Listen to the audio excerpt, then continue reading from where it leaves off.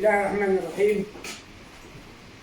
الحمد لله رب العالمين، والصلاة والسلام على نبينا محمد وعلى آله وصحبه وسلم. أما بعد، محضر مناقشة رسالة الدكتوراه بتمام الساعة 8 من يوم الأربعاء ربيع الثاني عام 1444 للهجرة، الموافق 16 من شهر نوفمبر عام 2022 للميلاد.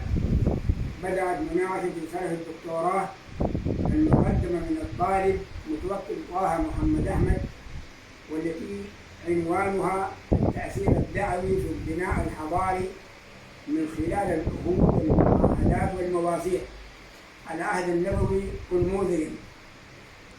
وكانت بجامعة البرمان الإسلامية في معهد بحوث ودراسات العالم الإسلامي، وانتهت المناقشة في الساعة 10 صباحا. وكانت لجنة الحكم والمناقشة تتكون من الأساتذة محمد زين الهادي العرمابي مشرفا، البروفيسور إبراهيم حسن إبراهيم ممتحنا داخليا، البروفيسور عبد الله عبد الحي أبو بكر ممتحنا خارجيا.